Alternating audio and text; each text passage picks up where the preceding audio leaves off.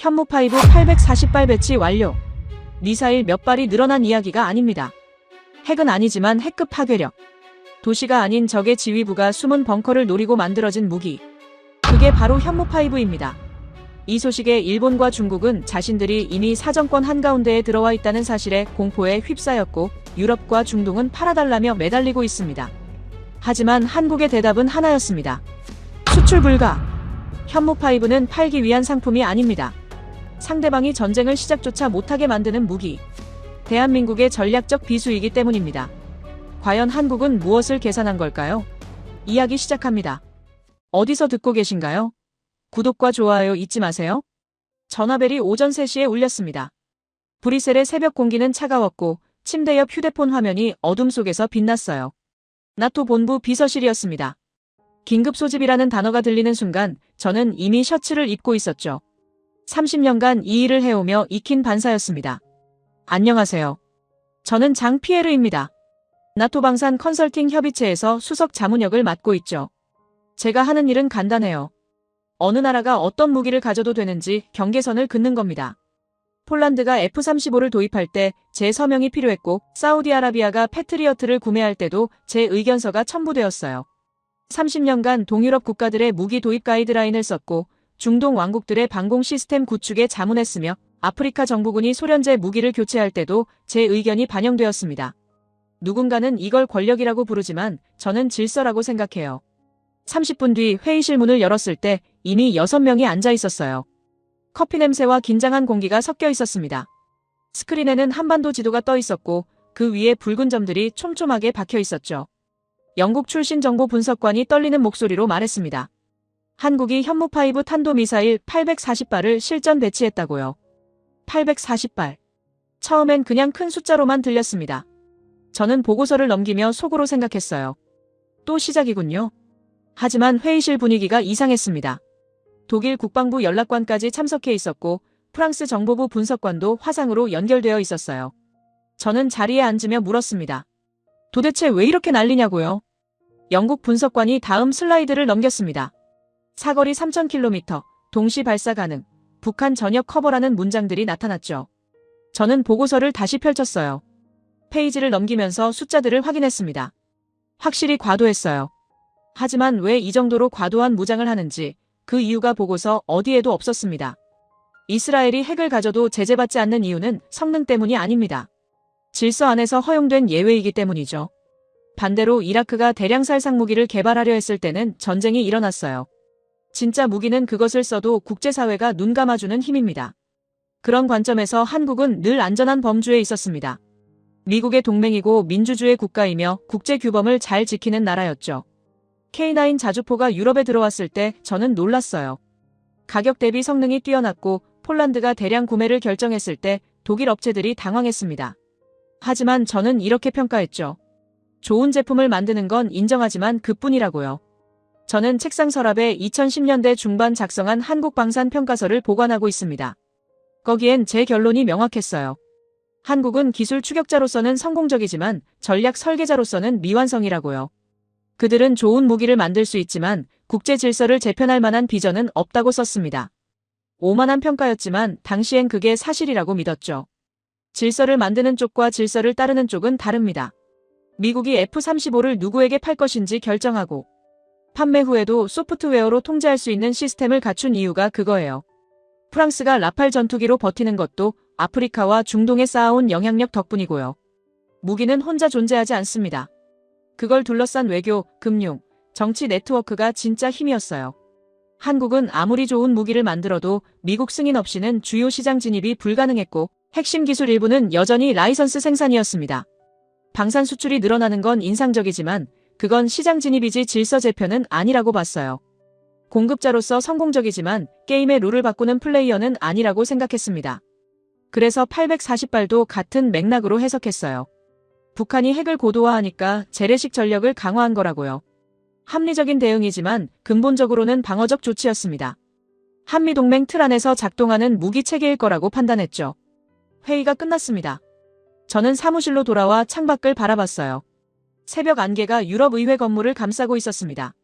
커피를 한 모금 마시며 보고서를 다시 펼쳤죠. 840발이라는 숫자를 계속 바라봤습니다. 이상했어요. 제가 만들어 온 공식은 간단했습니다. 무기 성능 곱하기 국제관계 나누기 경제력. 이 공식으로 30년간 수십 건의 계약을 예측했고 대부분 맞았어요. 그런데 한국의 840발은 이 공식 어디에도 들어맞지 않았습니다. 북한 억제치고는 과도했고 중국 견제치고는 방향이 애매했으며 미국을 안심시키기엔 너무 독자적이었죠. 저는 손가락으로 책상을 두드렸습니다. 규칙적인 리듬이 생각을 정리하게 해줬어요. 혹시 제가 뭔가 놓친 걸까요? 하지만 곧 고개를 저었습니다. 30년 경험이 하루아침에 틀릴 리 없다고 생각했어요. 밤이 깊어졌습니다. 저는 모니터를 끄고 자리에서 일어났어요. 창밖으로 브뤼셀 시내 불빛이 보였습니다. 유럽의회, 나토 본부, 각국 대사관이 모여있는 이 도시에서 저는 30년을 보냈어요. 이곳에서 질서가 만들어지고 기준이 세워지고 규칙이 집행되는 걸 지켜봤습니다. 한국은 이 질서 안에서 잘 적응하며 성장한 나라였죠. 코트를 걸치고 사무실 문을 잠갔습니다. 과민 반응일 뿐이라고 혼잣말을 했어요. 주차장으로 걸어가며 차키를 꺼냈습니다.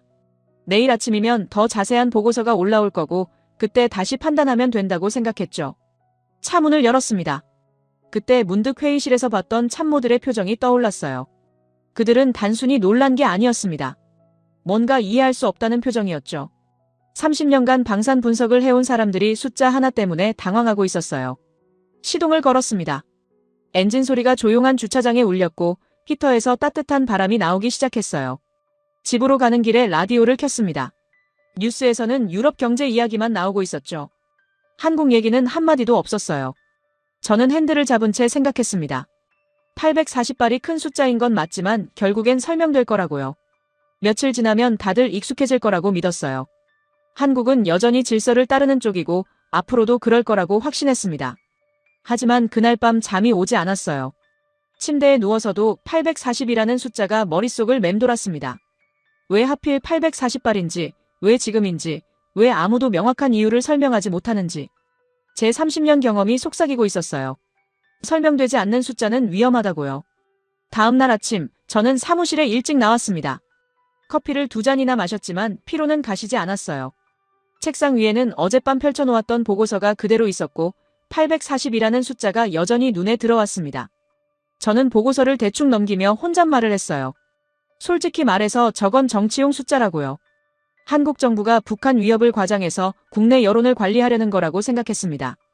840발이라는 큰 숫자로 국민들에게 안보 불안을 환기시키고 동시에 미국에게는 방위 의지를 보여주는 전략이겠죠.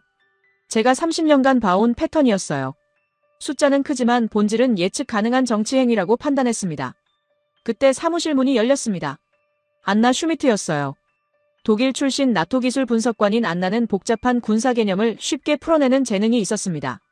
저는 그에게 손짓으로 들어오라고 했죠. 안나는 제 책상 맞은편에 앉으며 보고서를 보더니 조용히 물었어요. 잠은 잘 잤냐고요? 저는 고개를 저었습니다. 안나는 웃지 않았어요. 그는 제 눈을 보며 말했습니다. 840발이 왜 무서운 숫자인지 아직도 아무도 제대로 설명하지 못했다고요. 회의실에서 모두가 놀란 척했지만 정작 왜 놀라야 하는지는 모른다고 했죠. 저는 반문했습니다. 그럼 안나는 아느냐고요. 안나는 잠시 생각하더니 질문을 하나 던졌습니다. 비 오는 날 우산 하나로 물방울 몇 개까지 막을 수 있을 것 같냐고요. 저는 어이없다는 표정을 지었어요. 지금 비유로 설명하려는 거냐고 물었죠. 안나는 고개를 끄덕이며 노트북을 열었습니다. 화면에 간단한 그림이 나타났습니다. 우산 하나와 수많은 빗방울이었어요. 안나는 설명을 시작했습니다. 요격 미사일은 아무리 성능이 좋아도 동시에 막을 수 있는 수가 정해져 있다고요. 문제는 개별 미사일의 성능이 아니라 시스템 전체의 동시 처리량이라고 했습니다. 저는 팔짱을 끼고 들었습니다. 그 정도는 이미 알고 있는 내용이었어요. 하지만 안나는 멈추지 않았습니다. 그는 계속 말했어요. 840발은 강한 무기가 아니라 막는 쪽을 포기하게 만드는 숫자라고요. 저는 눈썹을 치켜 올렸습니다. 안나는 노트북 화면을 바꿨습니다. 이번엔 한반도 지도 위에 붉은 점들이 가득했어요. 안나가 설명을 이어갔습니다. 보통 국가는 미사일을 몇 발 맞힐 수 있느냐로 생각한다고요. 하지만 한국은 반대로 접근했다고 했습니다. 몇 발까지는 절대 못 맞게 할 것인가라고요. 저는 자리에서 몸을 앞으로 기울였습니다. 처음으로 귀가 열리는 느낌이었어요. 안나는 계속했습니다. 좁은 한반도에서 840발이 동시에 날아간다는 건 방공 레이더가 포화되고 요격 순서가 꼬이고 판단 자체가 마비된다는 뜻이라고요. 적이 어느 미사일을 먼저 막아야 할지 선택조차 할 수 없게 만드는 전략이라고 했습니다. 저는 손으로 턱을 괴고 생각했습니다. 개념은 이해가 갔어요. 하지만 뭔가 석연치 않았습니다. 안나의 설명대로라면 이건 단순한 양적 증강이 아니었어요. 상대방의 방어 시스템 자체를 무력화하는 전략적 설계였습니다. 저는 화면을 바라보며 물었어요. 그게 정말 가능하냐고요? 안나는 고개를 끄덕였습니다.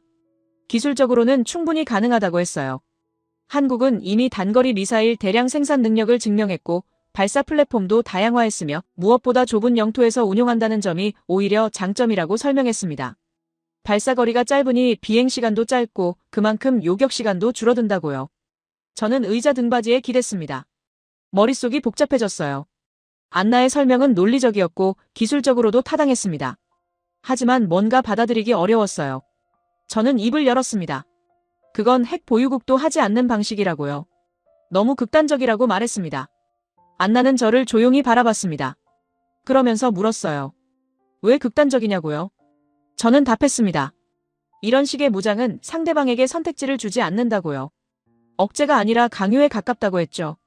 국제사회가 받아들일 리 없다고 덧붙였습니다. 안나는 고개를 가로저었습니다. 장피에르, 당신은 지금 틀린 질문을 하고 있다고 했어요. 이건 국제사회가 받아들이느냐의 문제가 아니라고요. 한국은 받아들여지기 위해서가 아니라 필요하기 때문에 만들었다고 말했습니다. 북한의 핵과 미사일 앞에서 살아남기 위한 선택이라고요. 저는 입을 다물었습니다. 안나의 말에는 반박할 여지가 없었어요. 하지만 동시에 인정하고 싶지도 않았습니다. 제가 30년간 만들어온 공식 어디에도 이런 방식은 없었어요. 억제는 균형을 통해 이루어지는 거라고 배웠습니다. 압도가 아니라 상호 확증 파괴를 통해서요. 안나는 마지막으로 정리했습니다. 이건 전쟁을 이기기 위한 무기가 아니라고요. 전쟁을 시작하면 계산 자체가 불가능해지게 만드는 무기라고 했습니다. 상대방이 공격을 계획조차 할 수 없게 만드는 시스템이라고요. 저는 창밖을 바라봤습니다. 브뤼셀의 하늘은 여전히 회색이었습니다.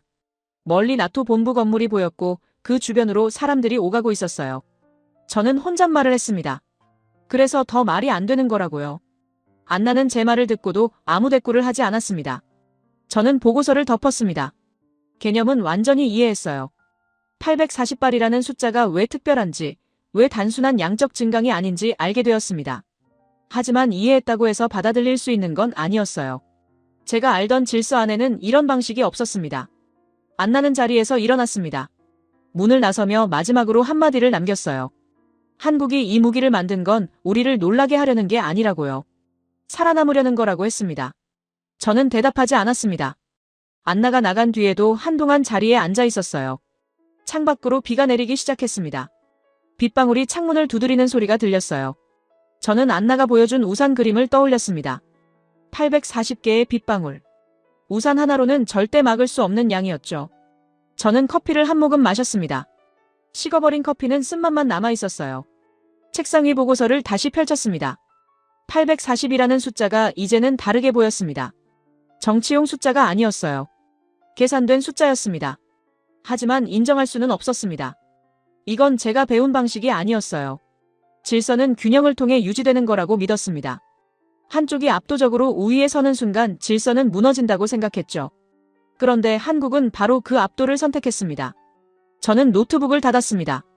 안나의 설명이 맞다고 해도, 그게 현실적이라고 해도 저는 이 방식을 지지할 수 없었어요. 너무 극단적이었습니다. 그래서 현실적이지 않다고 생각했죠. 국제사회가 이런 무장을 그냥 지켜볼 리 없다고 확신했습니다. 하지만 가슴 한편에서는 불안이 자라고 있었습니다. 혹시 제가 틀린 건 아닐까요? 혹시 세상이 이미 바뀌고 있는데 저만 모르는 건 아닐까요? 저는 고개를 저었습니다. 아니라고 스스로에게 말했어요. 30년 경험이 하루아침에 틀릴 리 없다고요. 일주일이 지났습니다. 그동안 저는 840발에 대한 추가 보고서를 3번 더 받았어요. 각국 정보기관의 분석, 군사 전문가들의 평가, 나토 내부 검토 의견까지 쌓여갔습니다. 하지만 결론은 모두 비슷했죠. 위협적이지만 그 이유를 명확히 설명하지 못한다는 거였어요. 브뤼셀의 한 조용한 건물에서 비공식 회의가 열렸습니다. 무기협의 회의라는 명목이었지만 사실상 정보 교환의 장이었어요. 초대받은 사람은 많지 않았습니다. 각국에서 방산과 안보를 다루는 핵심 인물 10대 명 정도였죠. 저도 그중 하나였습니다. 회의실은 창문이 없었습니다. 형광등 불빛 아래 긴 테이블이 놓여 있었고 사람들이 하나둘 자리를 채워갔어요. 저는 평소처럼 중간쯤에 앉았습니다. 테이블 건너편에는 중국 측 인사가 보였고 왼쪽 끝에는 일본 방위연구소 관계자가 앉아 있었죠. 회의 초반은 형식적이었습니다. 유럽 방산 시장 동향, 우크라이나 전쟁 이후 무기 수요 변화, 신기술 동향 같은 이야기들이 오갔어요. 저는 반쯤 듣는 척하며 커피를 마셨습니다. 그러다 누군가 한국 이야기를 꺼냈어요. 중국 측 인사가 먼저 입을 열었습니다. 40대 후반으로 보이는 남성이었는데 군사연구원 출신이라고 들었어요. 그는 웃으며 말했습니다. 한국이 차라리 핵을 만드는 게 낫지 않겠냐고요. 회의실에 웃음이 퍼졌습니다. 저도 미소를 지었죠. 하지만 그는 웃음을 거두며 진지해졌습니다. 현무5의 탄두 중량을 1톤 이하로 줄일 경우 사거리 계산이 5,500km까지 나온다고 했어요. 베이징과 상하이는 물론이고 내륙 깊숙한 곳까지 들어온다고 설명했습니다. 회의실 분위기가 조용해졌어요. 저는 펜을 돌리며 들었습니다. 중국 인사는 계속 말했어요. 우리는 이미 이 무기를 잠재적 ICBM으로 분류했다고요.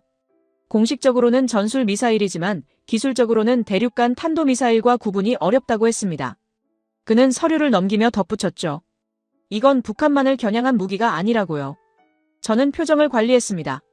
겉으로는 무심한 척했지만 속으로는 메모하고 있었어요. 중국이 이 정도로 신경 쓴다는 건 예상 밖이었습니다. 저는 입을 열었어요. 가정은 어디까지나 가정이라고요. 탄두를 줄인다는 건 타격력을 포기한다는 뜻 아니냐고 반문했습니다. 중국 인사는 고개를 저었습니다. 정밀 유도 기술이 발전하면서 탄두 중량은 더 이상 절대 기준이 아니라고 했어요. 오히려 사거리를 늘려 전략적 유연성을 확보하는 게 유리하다고 설명했습니다. 그리고 한국이라면 충분히 그렇게 할 수 있다고 덧붙였죠. 회의실이 다시 조용해졌습니다. 저는 커피잔을 내려놓으며 생각했어요. 중국이 이 정도로 경계한다는 건 단순한 과민 반응이 아닐 수 있다는 뜻이었습니다. 하지만 인정하고 싶지 않았어요. 저는 웃으며 말했습니다. 지나친 걱정 아니냐고요. 그때 일본 측 인사가 말을 꺼냈습니다. 50대 초반의 차분한 인상을 가진 남성이었어요. 방위연구소 소속이라고 했습니다. 그는 조심스럽게 말문을 열었죠. 공식적으로는 북한 대응용이라고 생각한다고요. 하지만 그는 멈칫하더니 목소리를 낮췄습니다. 비공식적으로는 일본 전역이 사정권에 들어온다는 분석이 나왔다고 했어요. 도쿄는 물론이고 오키나와, 홋카이도까지 모두 포함된다고 설명했습니다. 그는 서류를 보지도 않고 말했어요. 문제는 성능이 아니라고요. 우리가 단기간에 따라잡을 수 없다는 점이라고 했습니다. 저는 펜을 멈췄습니다. 일본이 인정한다는 건 의미가 컸어요. 일본은 방위기술에서 자부심이 강한 나라였습니다. 그런 나라가 따라잡을 수 없다고 말하는 건 보기 드문 일이었죠. 저는 물었습니다. 기술적으로 그렇게 큰 격차가 있냐고요. 일본 인사는 고개를 끄덕였습니다. 고체 연료 기술, 대량 생산 능력, 발사 플랫폼 다양화까지 모든 면에서 앞서 있다고 했어요. 특히 840발이라는 숫자는 단순 생산만으로 달성할 수 없는 수준이라고 설명했습니다. 산업 기반 전체가 뒷받침되어야 가능한 규모라고 덧붙였죠. 저는 뒤로 기대며 생각했습니다. 중국과 일본이 동시에 같은 우려를 표현하고 있었어요. 두 나라는 한국을 바라보는 시각이 전혀 다른 나라들이었습니다. 그런데 현무5에 대해서만큼은 놀라울 정도로 일치된 반응을 보이고 있었죠. 회의가 잠시 쉬는 시간을 가졌습니다. 저는 복도로 나와 창밖을 바라봤어요. 브뤼셀 시내가 보였고 사람들이 평범하게 거리를 걷고 있었습니다. 저는 담배를 피우지 않지만 그날만큼은 담배가 필요한 것 같았어요. 안나의 설명이 떠올랐습니다. 840발은 막는 쪽을 포기하게 만드는 숫자라고 했죠. 중국의 걱정, 일본의 인정이 그 말을 증명하고 있었습니다. 하지만 저는 여전히 받아들이기 어려웠어요. 이건 제가 알던 방식이 아니었습니다. 회의가 재개되었습니다. 돌아온 자리에서 저는 정리 발언을 했어요. 각국의 우려는 이해하지만 과민 반응일 수도 있다고 말했습니다. 한국은 방어적 성격이 강한 나라이고 이번 무장도 북한 위협에 대한 대응으로 봐야 한다고 설명했죠. 하지만 제 목소리는 평소만큼 확신에 차 있지 않았습니다. 회의실 사람들도 그걸 느꼈을 거예요. 저는 말을 마치고 자리에 앉았습니다. 중국 인사와 눈이 마주쳤는데 그는 아무 말도 하지 않았어요. 그냥 저를 바라볼 뿐이었습니다. 회의가 끝나고 사람들이 하나둘 자리를 떠났습니다. 저는 서류를 정리하며 천천히 움직였어요. 머릿속이 복잡했습니다. 왜 하필 중국과 일본이 동시에 같은 계산을 하고 있을까요? 우연일까요? 아니면 제가 놓친 게 있을까요? 복도로 나왔을 때 일본 인사가 저를 기다리고 있었습니다. 그는 조용히 다가와 말했어요. 장피에르, 당신도 느끼고 있을 거라고요. 이건 단순한 무기 배치가 아니라고 했습니다. 저는 대답하지 않았어요. 그는 고개를 숙이고 떠났습니다. 엘리베이터를 타고 내려가며 저는 생각했습니다. 겉으로는 냉소했지만 속으로는 균열이 생기고 있었어요. 30년간 쌓아온 확신에 금이 가고 있었습니다. 하지만 인정할 수는 없었죠. 아직은 아니었어요. 건물을 나서자 비가 내리고 있었습니다. 우산을 펼치며 저는 혼잣말을 했어요. 과민 반응일 뿐이라고요. 하지만 제 목소리는 제 귀에도 공허하게 들렸습니다. 840이라는 숫자가 점점 더 무겁게 느껴지고 있었어요. 사무실로 돌아온 건 저녁 8시가 넘어서였습니다. 복도는 조용했고 대부분의 직원들은 퇴근한 뒤였어요. 저는 코트를 벗어 걸고 책상 앞에 앉았습니다. 창밖으로 브뤼셀의 야경이 보였지만 신경 쓰이지 않았어요. 머릿속은 오늘 회의 내용으로 가득했습니다. 노트북을 켰습니다. 화면이 밝아지며 오늘 받은 자료들이 나타났어요. 저는 새 문서를 열고 계산을 시작했습니다. 중국 인사가 말한 5,500km, 일본 인사가 언급한 전역 사정권, 그리고 840이라는 숫자를 다시 정리했죠. 처음엔 그들의 주장을 반박하려고 했습니다. 탄두 중량을 줄이면 타격력이 떨어진다는 논리 사거리 연장은 이론적으로만 가능하다는 반론을 써내려갔어요. 하지만 손가락이 키보드 위에서 멈췄습니다. 뭔가 이상했어요. 저는 지난 30년간 작성한 보고서들을 떠올렸습니다. 폴란드의 K2 전차 도입, 에스토니아의 K9 자주포 구매, 노르웨이의 K방산 협력 검토까지. 모든 경우에 저는 한국을 기술 공급자로 분류했어요. 좋은 제품을 만들지만 전략적 게임 체인저는 아니라고 평가했죠. 그런데 지금 중국과 일본은 다르게 말하고 있었습니다. 그들은 한국을 전략적 위협으로 보고 있었어요. 단순한 기술 공급자가 아니라 지역 균형을 바꿀 수 있는 세력으로 평가하고 있었습니다. 저는 펜을 내려놓고 생각했어요. 누가 맞는 걸까요? 창밖을 바라봤습니다. 브뤼셀 시내의 불빛들이 반짝이고 있었어요. 저 아래 어딘가에서 사람들은 평범한 저녁을 보내고 있겠죠. 퇴근하고 가족과 식사하고 TV를 보면서요. 하지만 저는 여기 앉아 840이라는 숫자와 씨름하고 있었습니다. 문득 안나의 말이 떠올랐습니다. 이건 전쟁을 이기기 위한 무기가 아니라 전쟁을 계산할 수 없게 만드는 무기라고 했죠. 중국 인사도 비슷한 뉘앙스로 말했어요. 잠재적 ICBM이라고요. 일본 인사는 따라잡을 수 없다고 했습니다. 저는 다시 계산을 시작했습니다. 이번엔 반박이 아니라 이해하려고 했어요. 840발이 동시에 발사된다면 어떤 일이 벌어질까요? 북한의 방공망은 물론이고 중국 동부 해안 지역, 일본 전역의 방어 시스템이 어떻게 반응할까요? 숫자들이 모니터 화면에 채워졌습니다. 레이더 탐지 시간, 요격 미사일 발사 간격, 동시 처리 가능한 표적 수. 모든 계산이 한 가지 결론을 향하고 있었어요. 막을 수 없다는 것이었습니다. 물리적으로 불가능했죠. 저는 의자에 기대며 천장을 바라봤습니다. 형광등 불빛이 눈부셨어요. 머릿속이 복잡했습니다. 제 계산이 맞다면 중국과 일본의 우려는 과민 반응이 아니었어요. 현실적인 위협평가였습니다.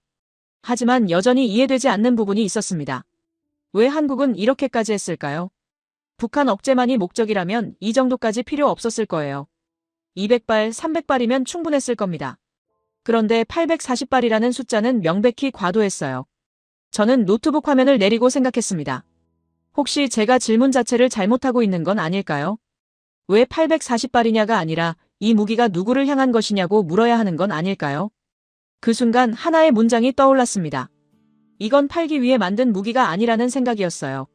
K9도 K2도 모두 수출을 염두에 두고 개발되었습니다.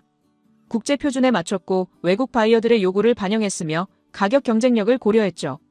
하지만 현무5는 달랐습니다. 국제 표준 같은 건 없었어요. 외국 바이어를 고려한 흔적도 보이지 않았습니다. 오직 한반도라는 특수한 환경에 최적화되어 있었어요. 좁은 영토, 북한과의 근접성, 주변 강대국들의 존재를 모두 계산에 넣은 무기였습니다. 저는 자리에서 일어나 창가로 걸어갔습니다. 유리창에 제 모습이 비쳤어요. 피곤한 얼굴이었습니다. 언제부터 이렇게 지쳐 보였을까요? 저는 창문에 손을 대고 브뤼셀 야경을 바라봤습니다. 30년간 저는 확신에 차 있었습니다.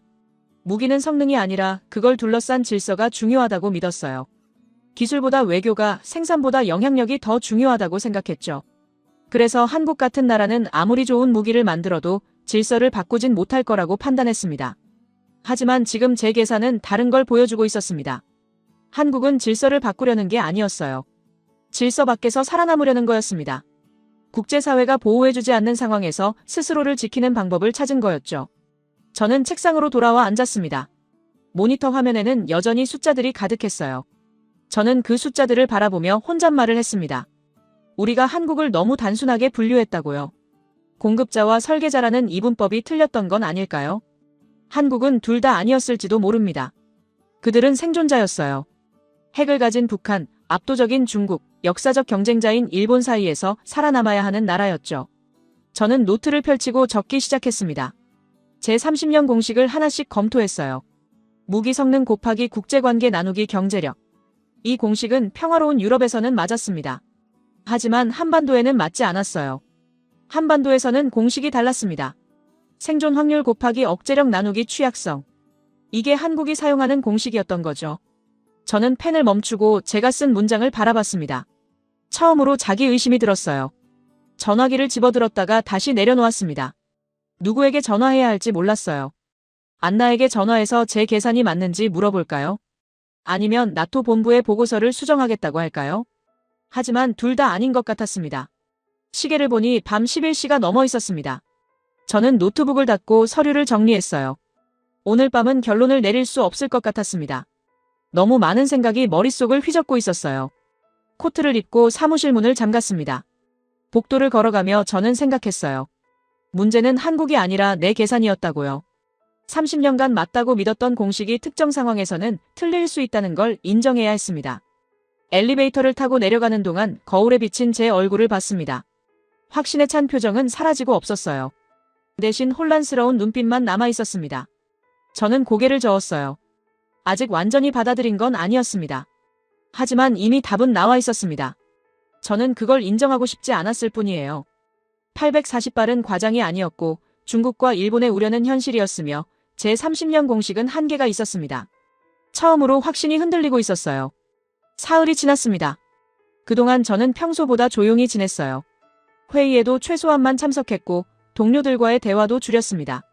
머릿속을 정리할 시간이 필요했어요. 840발이라는 숫자가 제 모든 확신을 흔들어 놓았으니까요. 그날 아침 사무실에 도착하자마자 비서가 급하게 찾아왔습니다. 폴란드 국방부에서 긴급 면담 요청이 들어왔다고 했어요. 오늘 오후 3시 브뤼셀 시내 한 호텔 라운지에서 만나고 싶다고 했습니다. 저는 일정을 확인하고 승낙했어요. 오후 3시 호텔 라운지는 한산했습니다. 창가 자리에 폴란드 국방부 조달 담당관이 앉아 있었어요. 50대 초반의 군인 출신이었습니다. 저는 악수를 나누고 마주 앉았죠. 그는 커피를 권하며 본론을 꺼냈습니다. 현무5를 구매하고 싶다는 거였어요. 폴란드는 이미 K2 전차와 K9 자주포를 대량 도입한 상태였습니다. 한국 무기의 품질을 신뢰한다고 했죠. 하지만 이번엔 차원이 달랐습니다. 담당관은 목소리를 낮춰 말했어요. 러시아가 다시 위협이 되고 있다고요. 저는 커피를 한 모금 마시며 들었습니다. 폴란드의 입장은 이해가 갔어요. 우크라이나 전쟁 이후 동유럽 국가들은 불안에 떨고 있었습니다. 나토 회원국이지만 그것만으론 안심할 수 없었죠. 현무5 같은 타격 능력이 있다면 러시아에 대한 억제력을 확보할 수 있을 거라고 판단한 겁니다. 담당관은 서류 가방에서 문서를 꺼냈습니다. 예산안이었어요. 폴란드 정부가 준비한 금액이 적혀 있었습니다. 저는 숫자를 보고 눈을 깜빡였어요. 수조 원 단위였습니다. 담당관은 조용히 말했죠. 가격은 문제가 되지 않는다고요.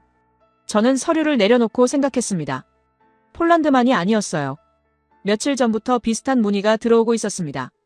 에스토니아, 루마니아, 체코까지 모두 현무5에 관심을 보이고 있었죠. 동유럽 국가들이 움직이기 시작한 겁니다. 그날 저녁 사무실로 돌아오니 또 다른 메시지가 기다리고 있었습니다. 이번엔 중동이었어요. 사우디아라비아 국방부 고위 관계자가 면담을 요청했습니다. 내용은 간단했어요. 현무5 도입 가능성을 논의하고 싶다는 거였습니다. 저는 의자에 앉아 모니터를 바라봤습니다. 화면에는 각국에서 온 문의 목록이 떠 있었어요. 폴란드, 사우디아라비아, UAE, 루마니아, 에스토니아. 일주일 사이에 5개 나라에서 연락이 왔습니다. 모두 같은 목적이었죠. 저는 창밖을 바라봤습니다. 해가 지고 있었어요. 브뤼셀의 저녁 하늘은 붉게 물들어 있었습니다. 저는 생각했어요. 왜 이렇게 갑자기 많은 나라가 움직일까요? 그 답은 명확했습니다. 핵무기는 가질 수 없습니다. NPT 체제 아래서 핵 보유국은 제한되어 있어요. 하지만 안보 위협은 현실입니다. 러시아의 우크라이나 침공은 동유럽에, 이란의 핵 개발은 중동의 직접적인 위협이었죠. 그들에게 필요한 건 핵무기 수준의 억제력이었습니다.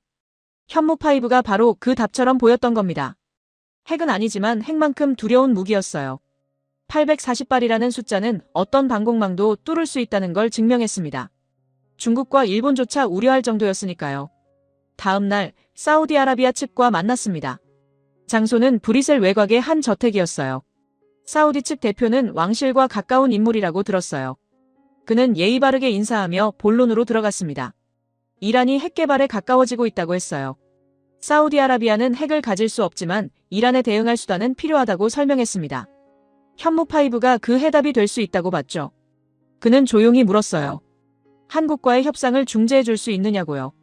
저는 차를 마시며 신중하게 답했습니다. 시도는 해볼 수 있지만 보장할 수는 없다고 했어요. 한국은 무기 수출에 신중한 나라였으니까요. 하지만 사우디 측 대표는 끄덕였습니다. 시도만 해달라고 했어요. 그리고 한마디를 덧붙였습니다. 필요하다면 기술 이전도 고려하겠다고요. 공장을 사우디아라비아에 짓는 것도 가능하다고 했습니다. 저는 놀랐어요. 그 정도로 간절하다는 뜻이었습니다. 사우디 측 대표는 서류 하나를 건넸어요. 제안서였습니다. 저는 서류를 펼쳐봤습니다. 금액을 보고 숨이 멎는 줄 알았어요. 수십조 원 규모였습니다. 기술 이전 비용, 공장 건설비, 초기 생산분 구매까지 모두 포함한 금액이었죠. 사우디 측 대표는 조용히 말했습니다. 이건 시작일 뿐이라고요. 그날 저녁 저는 사무실에서 혼자 앉아 있었습니다. 책상 위에는 각국에서 온 제안서들이 쌓여 있었어요. 폴란드의 수조, 사우디아라비아의 수십조, UAE도 비슷한 규모를 제시했습니다. 모두 합치면 천문학적인 숫자였죠. 저는 계산기를 두드렸습니다. 만약 이 거래들이 성사된다면 한국 방산 산업은 어마어마하게 성장할 겁니다. 세계 방산 시장의 판도가 바뀔 수도 있었어요. 미국과 러시아, 프랑스가 독점하던 시장에 한국이 주요 플레이어로 등장하는 거였습니다. 하지만 동시에 의문이 들었습니다. 한국이 과연 팔까요? 현무5는 한반도에 최적화된 무기였어요. 다른 나라에 판매한다는 건 전략적 우위를 공유한다는 뜻이었습니다. 그렇게까지 할 이유가 있을까요? 저는 노트북을 열고 한국 정부 측에 메일을 작성하기 시작했습니다. 공식 루트는 아니었어요. 제가 개인적으로 알고 지내는 한국방위사업청 관계자가 있었습니다. 그에게 조심스럽게 문의했죠. 현무5 수출 가능성에 대해서요. 답장은 이틀 뒤에 왔습니다. 짧은 메일이었어요. 검토 중이라고만 했습니다. 구체적인 답변은 없었죠. 저는 화면을 바라보며 생각했어요. 검토 중이라는 건 가능성이 있다는 뜻일까요? 아니면 정중한 거절일까요? 그 주 내내 저는 중개인 역할을 했습니다. 폴란드, 사우디아라비아, UAE 측과 만나 그들의 제안을 정리했어요. 각국의 예산, 도입 규모, 기술 이전 조건까지 문서화했습니다. 모든 자료를 한국 측에 전달했죠. 하지만 한국에서는 명확한 답이 오지 않았습니다. 검토 중, 내부 논의 중, 신중하게 고려 중이라는 답변만 반복되었어요. 저는 점점 초조해졌습니다. 각국 대표들이 계속 연락을 해왔거든요. 진행 상황을 물어봤죠. 저는 그들에게 조금만 기다리라고 했습니다. 한국 정부의 결정이 곧 나올 거라고 말했어요. 하지만 확신은 없었습니다. 한국이 정말 팔 건지 아니면 거절할 건지 알 수 없었어요. 어느 날 저녁 사무실에서 창밖을 바라보며 생각했습니다. 왜 한국은 답을 주지 않을까요? 수십조 원의 계약이 걸려 있는데도 말이에요. 저는 문득 깨달았습니다. 혹시 이 무기는 팔 수 없는 거 아닐까요? 하지만 그 생각을 곧 지워버렸습니다. 한국은 방산 수출국이었어요. K9도 팔고 K2도 팔았습니다. 현무5만 예외일 이유가 없었죠. 저는 고개를 저으며 자리에서 일어났어요. 답은 곧 올 거라고 스스로를 다독였습니다. 그날 밤 집으로 가는 길, 저는 라디오를 켰습니다.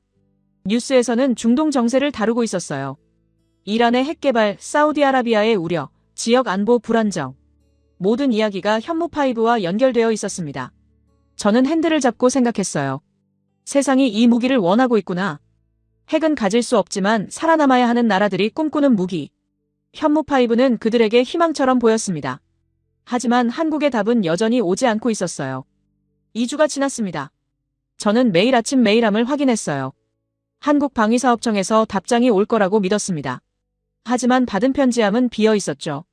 폴란드 측에서 3번, 사우디아라비아 측에서 4번 연락이 왔습니다.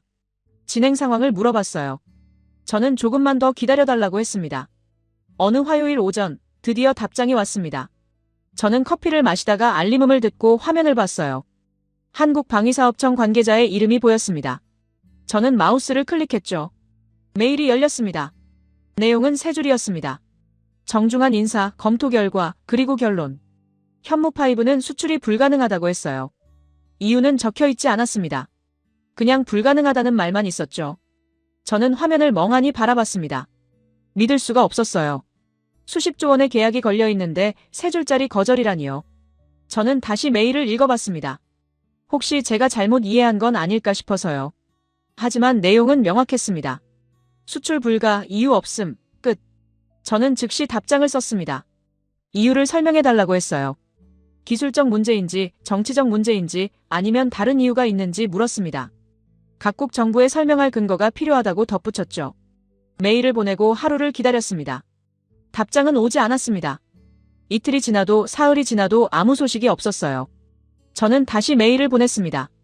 이번엔 더 직접적으로 물었죠. 최소한 공식 입장이라도 밝혀달라고요. 하지만 여전히 침묵이었습니다. 폴란드 측에서 전화가 왔습니다. 저는 어쩔 수 없이 사실을 전했어요. 한국이 거절했다고 말했습니다. 폴란드 담당관은 이해할 수 없다는 반응을 보였어요. 왜 거절하느냐고 물었죠. 저는 모른다고 답했습니다. 한국 측이 이유를 밝히지 않았다고요. 담당관은 가격을 더 올리겠다고 했습니다. 기술 이전 조건도 더 좋게 하겠다고 제안했어요. 저는 고개를 저었습니다. 가격 문제가 아닌 것 같다고 말했죠. 담당관은 한숨을 쉬며 전화를 끊었습니다. 사우디아라비아 측도 비슷했습니다.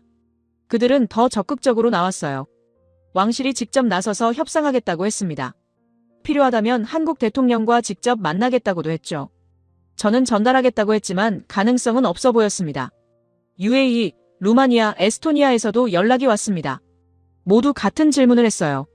왜 거절했냐고요? 저는 똑같은 답을 반복했습니다. 한국이 이유를 밝히지 않았다고요. 그들은 실망했고 일부는 화를 냈으며 어떤 이들은 이해할 수 없다는 반응을 보였습니다. 저는 사무실에 혼자 앉아 생각했습니다. 왜 한국은 설명조차 하지 않을까요? 수십조 원을 거절하는데 한 줄의 이유도 없다는 게 말이 되나요? 저는 노트북을 열고 자료를 다시 찾아봤어요. 한국의 방산 수출 이력을 검토했습니다. K9 자주포는 여러 나라에 팔렸어요. K2 전차도 마찬가지였고 KF-21 전투기도 수출 협상 중이었습니다. 한국은 무기를 파는 나라였어요. 그런데 왜 현무5만 예외일까요? 저는 창밖을 바라봤습니다. 브뤼셀의 하늘은 흐렸고 비가 내릴 것 같았어요. 멀리 나토 본부 건물이 보였습니다. 저는 손으로 턱을 괴고 생각을 정리했죠. K9과 현무5의 차이가 뭘까요? 둘 다 뛰어난 무기였어요. 둘 다 한국이 자체 개발했고 둘 다 국제적으로 인정받았습니다. 하지만 한 가지 결정적인 차이가 있었어요. K9은 팔아도 되는 무기였고 현무5는 팔 수 없는 무기였습니다. 그렇다면 무엇이 팔 수 있는 무기와 팔 수 없는 무기를 구분할까요? 저는 노트에 적기 시작했습니다. 성능일까요? 아니었어요. 현무5보다 강력한 무기도 시장에 나와 있었습니다. 기술일까요? 그것도 아니었죠. 한국은 다른 첨단 기술도 수출하고 있었으니까요. 저는 펜을 멈추고 한 단어를 적었습니다. 전략. 그리고 그 옆에 또 다른 단어를 적었어요. 생존. 현무5는 단순한 무기가 아니었습니다. 한국의 생존 전략 그 자체였어요. 안나가 말했던 게 떠올랐습니다. 이건 전쟁을 이기기 위한 무기가 아니라 전쟁을 계산할 수 없게 만드는 무기라고 했죠. 중국 인사도 비슷하게 말했어요. 잠재적 ICBM이라고요. 일본도 따라잡을 수 없다고 인정했습니다. 840발이라는 숫자가 다시 보이기 시작했습니다. 이건 수출용 제품이 아니었어요. 한반도라는 특수한 환경에 최적화된 시스템이었습니다. 북한의 핵, 중국의 압력, 일본과의 경쟁 속에서 살아남기 위한 최후의 보루였죠. 저는 이해했습니다. 한국이 침묵한 이유를요. 설명할 필요가 없었던 거예요. 아니, 설명해서는 안 되는 것이었습니다. 이건 기술이 아니라 전략 자산이었으니까요. 국가의 생존과 직결된 무기를 돈 받고 파는 나라는 없습니다. 저는 의자에 기대며 천장을 바라봤습니다. 형광등 불빛이 눈부셨어요. 30년간 저는 무기를 상품으로 봤습니다. 성능과 가격, 수요와 공급으로 계산했죠. 하지만 현무5는 그 공식 밖에 있었습니다. K9은 팔아도 한국의 안보가 흔들리지 않았어요. K2도 마찬가지였습니다. 하지만 현무5는 달랐어요. 이 무기의 핵심은 840발이라는 압도적인 숫자였고 그 숫자는 오직 한국만이 보유해야 의미가 있었습니다. 만약 폴란드가 200발을 가지고 사우디아라비아가 300발을 가진다면 어떻게 될까요? 현무5의 전략적 가치는 희석됩니다. 더 이상 특별하지 않게 되죠. 한국은 그걸 원하지 않았던 겁니다. 저는 노트북을 닫았습니다. 더 이상 한국 측에 메일을 보낼 필요가 없었어요. 답은 이미 나와 있었으니까요. 수출 불가. 이유 없음. 하지만 그 침묵 속에 모든 이유가 담겨 있었습니다. 폴란드 담당관에게 전화를 걸었습니다. 최종 결정을 전해야 했어요. 전화를 받은 담당관에게 저는 조용히 말했습니다. 한국은 팔지 않을 거라고요. 가격을 올려도 조건을 바꿔도 소용없을 거라고 했죠. 담당관은 물었습니다. 왜 그렇게 확신하느냐고요? 저는 잠시 망설이다가 답했어요. 이 무기는 한국에게 특별하기 때문이라고요. 팔 수 있는 게 아니라고 말했습니다. 담당관은 한숨을 쉬었지만 이해한다고 했어요. 사우디아라비아, UAE, 다른 나라들에게도 같은 내용을 전했습니다. 어떤 이들은 실망했고 어떤 이들은 화를 냈지만 결국 모두 받아들였어요. 더 이상 방법이 없다는 걸 알았으니까요. 그날 저녁 저는 사무실에서 창밖을 바라봤습니다. 브뤼셀에 비가 내리고 있었어요.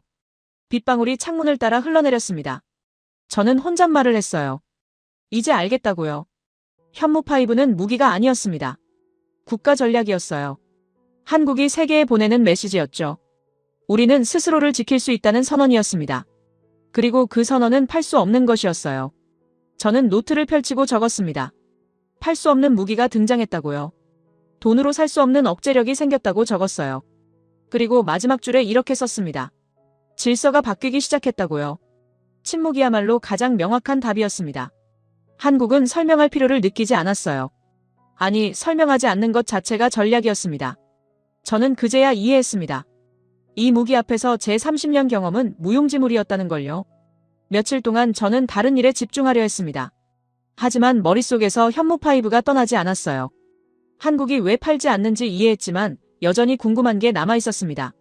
전략 자산이라는 것 이상의 무언가가 있는 것 같았어요. 어느 목요일 오전, 저는 한국 관련 자료를 검색하기 시작했습니다. 현무5 자체가 아니라 그 주변을 살펴봤어요. 누가 만드는지, 어디서 생산되는지, 어떤 기업들이 관여하는지. 군사기술 보고서가 아닌 산업 보고서를 찾았습니다. 첫 번째로 발견한 건 협력업체 목록이었습니다. 현무5 제작에 참여하는 기업 수가 생각보다 훨씬 많았어요. 주계약사는 한화에어로스페이스였지만 그 아래 수백 개의 협력사가 있었습니다. 부품 제작, 소재 공급, 시스템 통합까지 다양한 분야의 기업들이 관여하고 있었죠. 저는 리스트를 스크롤하며 놀랐습니다. 대기업만이 아니었어요. 중소기업, 영세 제조업체까지 포함되어 있었습니다. 고체 연료를 만드는 화학회사, 유도 장치를 생산하는 전자업체, 발사대를 제작하는 기계공장. 모두 현무5라는 하나의 무기체계 안에 연결되어 있었어요. 저는 계산기를 두드렸습니다.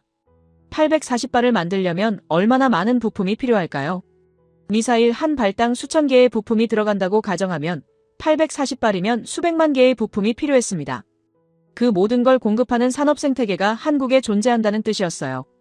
다음으로 고용 자료를 찾았습니다.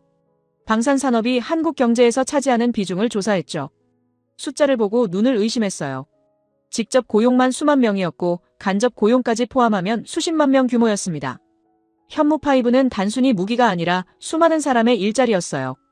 저는 의자에 기대며 생각했습니다. 한국이 현무5를 팔지 않는 이유가 하나 더 보이기 시작했어요. 이건 단순한 무기 수출이 아니었습니다. 국가 산업 기반을 공유하는 문제였죠. 840발을 유지하려면 생산 능력을 계속 가동해야 하고 그러려면 협력업체들이 살아있어야 했습니다. 그때 흥미로운 자료를 발견했습니다. 한국의 우주산업 보고서였어요. 처음엔 관련이 없어 보였지만 읽다 보니 놀라운 사실을 알게 되었습니다. 현무5에 사용되는 고체 연료 기술이 민간 우주 발사체와 거의 동일하다는 내용이었죠.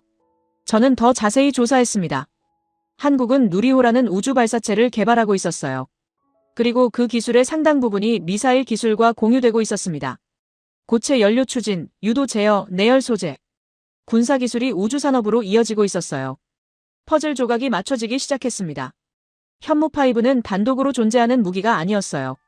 방산산업, 제조업, 우주산업이 하나로 연결된 시스템의 일부였습니다. 840발을 만들고 유지하는 과정에서 국가 전체의 기술력이 함께 성장하고 있었던 거죠. 저는 노트에 적기 시작했습니다. 현무5가 한국에게 의미하는 것들을요. 첫째, 안보. 북한과 주변국에 대한 억제력. 둘째, 산업.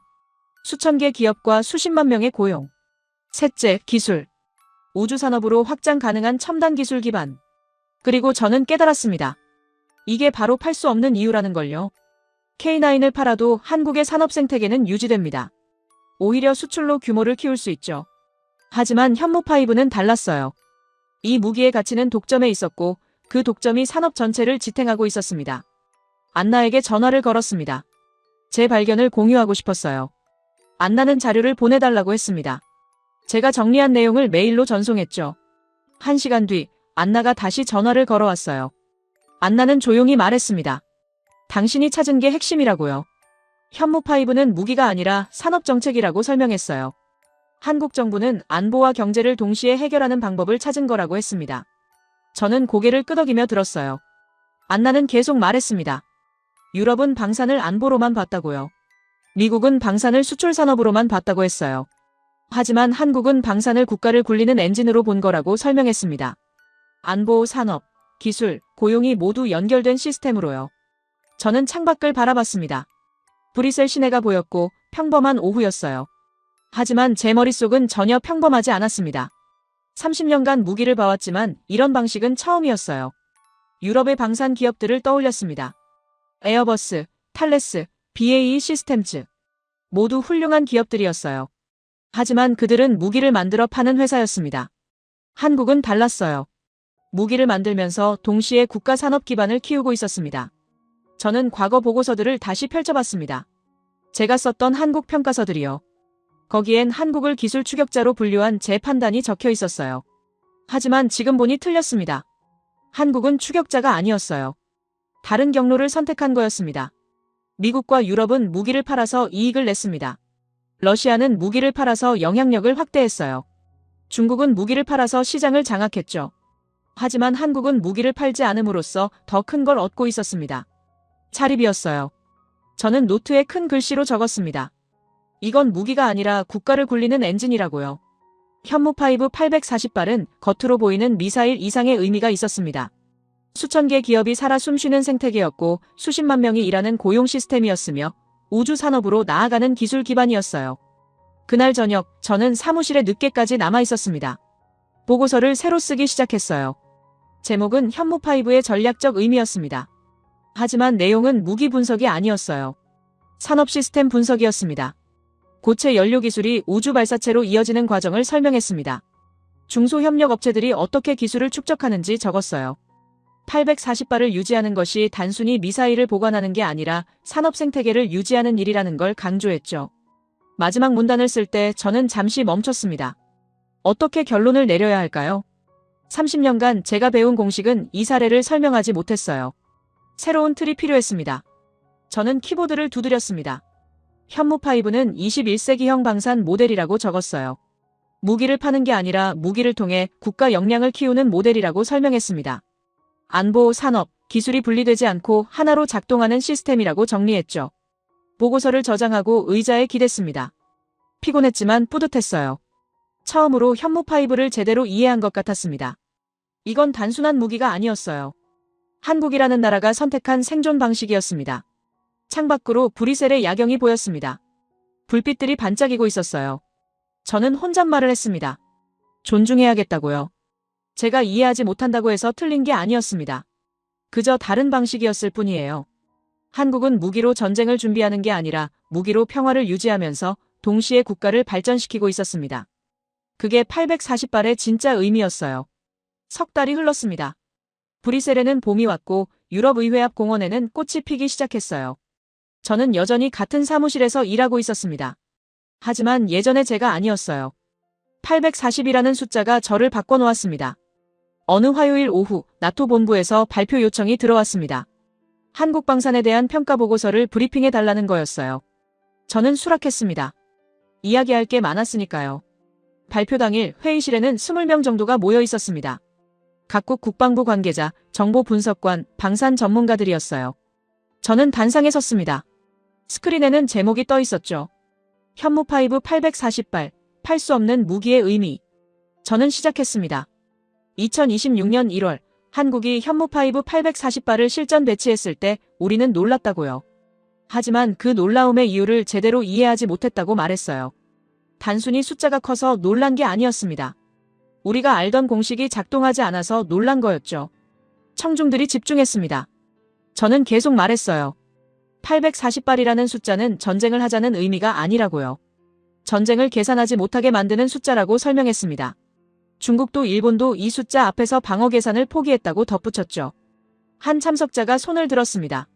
그렇다면 공격용 무기 아니냐고 물었어요. 저는 고개를 저었습니다. 오히려 반대라고 답했어요. 이 무기의 진짜 목적은 공격이 아니라 공격당하지 않는 것이라고 설명했습니다. 스크린에 다음 슬라이드를 띄웠습니다. 북한의 핵 위협, 중국의 군사력, 일본과의 역사적 긴장 관계가 나타났어요. 저는 말했습니다. 한국은 이 모든 위협 속에서 살아남아야 하는 나라라고요. 핵을 가질 수 없는 상황에서 선택한 답이 840발이라고 설명했습니다. 또 다른 참석자가 물었습니다. 왜 팔지 않느냐고요? 수십조 원의 계약이 가능했는데 한국은 거절했다고 말했어요. 저는 준비한 답을 했습니다. 이 무기는 팔기 위해 만들어진 게 아니기 때문이라고요. 저는 산업생태계 자료를 보여줬습니다. 수천 개 협력업체, 수십만 명의 고용, 우주산업으로의 기술 이전. 현무5는 단순한 무기가 아니라 국가 시스템의 일부라고 설명했어요. 이걸 파는 순간 한국의 전략적 우위는 사라진다고 덧붙였습니다. 회의실이 조용해졌습니다. 저는 마지막 슬라이드로 넘어갔어요. 거기엔 한 문장만 적혀 있었습니다. 돈으로 살 수 없는 무기가 등장한 순간 질서는 바뀌었다. 저는 천천히 말했습니다. 우리는 30년간 무기를 상품으로 봤다고요. 성능과 가격으로 계산했고 수요와 공급으로 시장을 예측했다고 했어요. 하지만 현무5는 그 시장 밖에 있다고 설명했습니다. 이건 팔 수도 없고 사서도 안 되는 무기라고요. 한 참석자가 도발적으로 물었습니다. 그렇다면 한국이 이 무기로 위협을 가하면 어떻게 하느냐고요. 저는 잠시 생각하고 답했습니다. 그래서 더 무섭다고요. 저는 설명을 이어갔습니다. 이 무기는 절대 쓰여선 안 된다고요. 840발이 실제로 발사되는 순간 동북아시아 전체가 전쟁에 휩싸인다고 했어요. 하지만 역설적으로 그렇기 때문에 이 무기는 효과가 있다고 설명했습니다. 쓸 수 없기에 오히려 억제력이 되는 거라고요. 회의실 분위기가 무거워졌습니다. 저는 마이크를 내려놓고 단상 끝으로 걸어갔어요. 청중들을 바라보며 말했습니다. 우리는 새로운 시대로 들어서고 있다고요. 냉전 시대에는 핵무기가 질서를 만들었습니다. 탈냉전 시대에는 첨단 재래식 무기가 시장을 지배했어요. 하지만 지금은 다르다고 설명했습니다. 핵은 없지만 핵 수준의 억제력을 가진 무기가 등장했고 그 무기는 팔리지 않는다고 말했죠. 한 참석자가 물었습니다. 그렇다면 우리는 어떻게 대응해야 하느냐고요. 저는 솔직하게 답했어요. 모르겠다고요. 30년 경험으로도 답을 찾지 못했다고 말했습니다. 다만 한 가지는 확실하다고 덧붙였어요. 한국을 과소평가해선 안 된다고 말했습니다. 그들은 기술 추격자가 아니라고 했어요. 자기만의 방식으로 생존하는 법을 찾은 나라라고 설명했습니다. 840발은 그 생존 전략의 결과물이라고 정리했죠.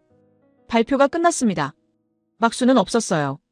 대신 긴 침묵이 흘렀습니다. 저는 자료를 정리하며 자리로 돌아갔어요. 회의실을 나서는데 안나가 기다리고 있었습니다. 그는 조용히 말했어요. 좋은 발표였다고요. 저는 고개를 끄덕였습니다. 안나와 함께 복도를 걸으며 저는 물었어요. 제 평가가 맞다고 생각하느냐고요. 안나는 잠시 생각하더니 답했습니다. 맞고 틀리고는 중요하지 않다고요. 중요한 건 당신이 변했다는 거라고 말했어요. 저는 멈춰섰습니다.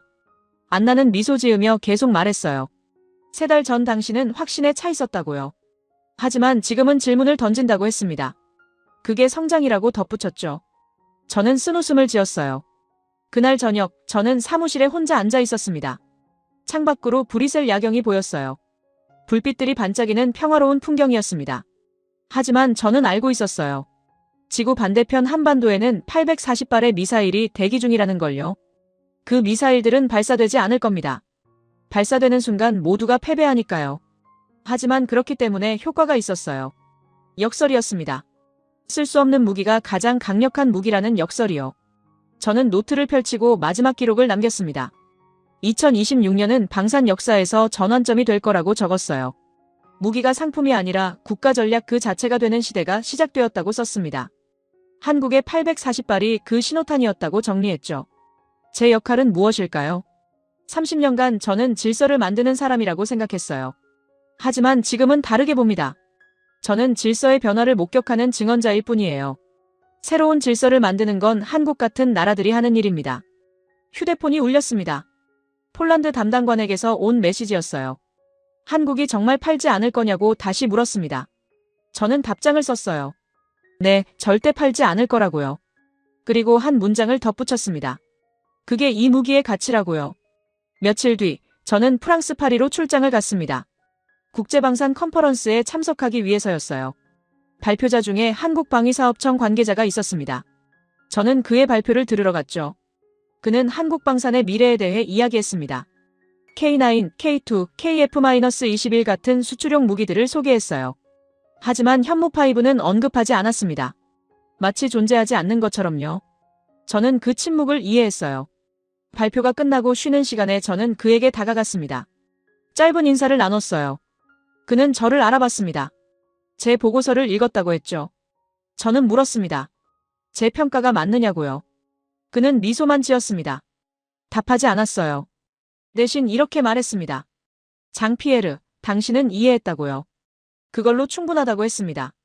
저는 고개를 끄덕였어요. 더 이상 물어볼 필요가 없었습니다. 파리에서 브뤼셀로 돌아오는 기차 안에서 저는 창밖을 바라봤습니다. 유럽의 평화로운 들판이 지나가고 있었어요. 하지만 제 머릿속은 한반도에 있었습니다. 좁은 영토, 분단된 나라, 그 속에서 살아남기 위해 840발을 선택한 사람들을요. 저는 노트북을 열고 최종 보고서를 작성하기 시작했습니다. 제목은 간단했어요. 팔 수 없는 무기의 시대. 첫 문장을 이렇게 썼습니다. 2026년 1월, 질서는 조용히 바뀌었다고요. 840발. 이 숫자는 단순한 무기 수량이 아니었습니다. 한 국가의 생존 의지였고 산업 시스템이었으며 미래 전략이었어요. 그리고 무엇보다 돈으로 살 수 없는 것의 가치를 증명한 숫자였습니다. 기차가 브뤼셀에 도착했습니다. 저는 노트북을 닫고 창밖을 바라봤어요. 역 플랫폼에 사람들이 오가고 있었습니다. 평범한 일상이었죠. 하지만 저는 알고 있었어요. 세상은 이미 바뀌었다는 걸요. 30년간 제가 만들어온 공식은 끝났습니다. 새로운 공식이 필요했어요. 무기를 성능과 가격으로만 계산하던 시대는 지나갔습니다. 이제는 무기가 국가 전체와 어떻게 연결되는지 봐야 했죠. 사무실로 돌아와 저는 마지막 문장을 썼습니다. 현무5 840발은 21세기 억제력의 새로운 모델이라고요. 팔 수 없기에 가치가 있고 쓸 수 없기에 효과가 있으며 독점하기에 의미가 있는 무기라고 정리했습니다. 저장 버튼을 눌렀습니다. 보고서가 완성되었어요. 30년 경력의 결론이자 새로운 시작이었습니다. 저는 의자에 기대며 생각했어요. 이제 질서를 만드는 게 아니라 질서의 변화를 받아들여야 한다고요. 창밖으로 해가 지고 있었습니다. 브뤼셀의 저녁 하늘은 붉게 물들어 있었어요. 저는 혼잣말을 했습니다. 840발, 이 숫자 하나 때문에 전 세계 군사 계산이 멈췄다고요. 그리고 질서는 바뀌었습니다.